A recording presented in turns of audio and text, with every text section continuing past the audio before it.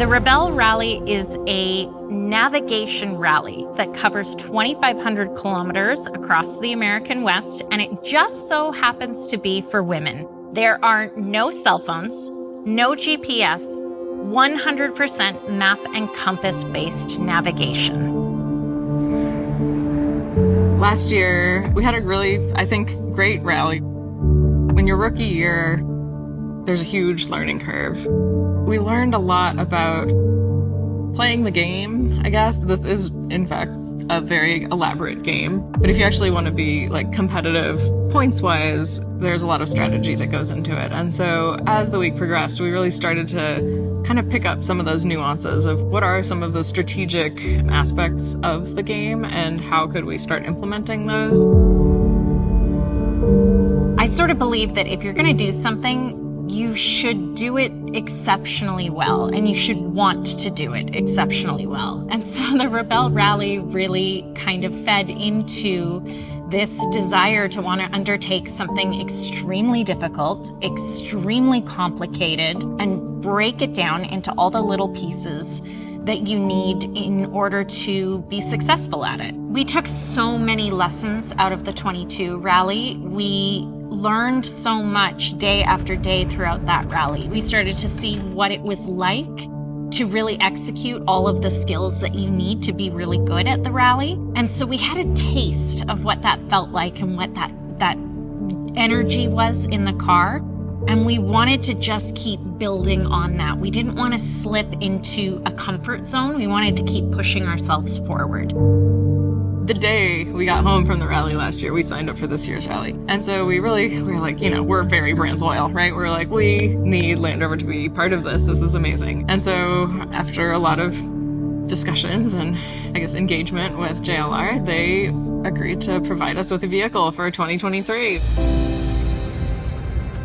The Defender 90 we ran in 2022 has tremendous sentimental value to me. My husband and I had our very first date in that car. When we got married, we drove away from the church in that car.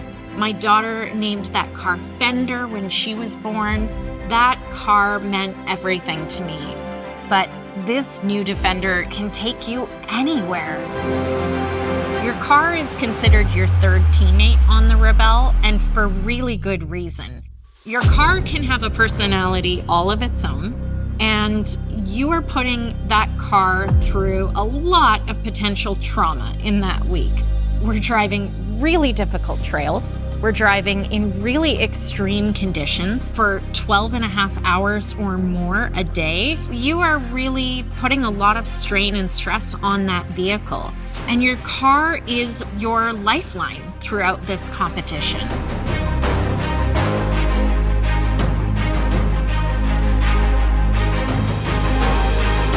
Last year, I was thinking that the 90 was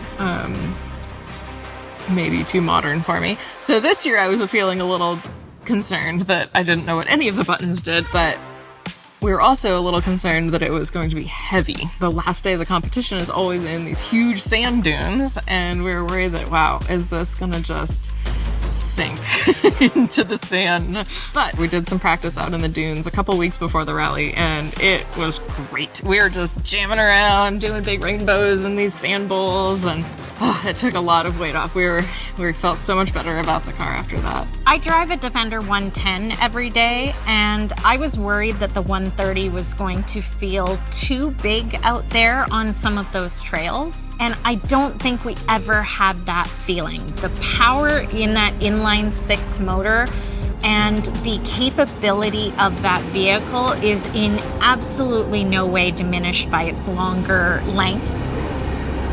This was really just so exciting and so just incredible. Such a great opportunity for us. And we're like, oh my God, okay, well, so now we have this modern drivetrain, let's go crush this thing.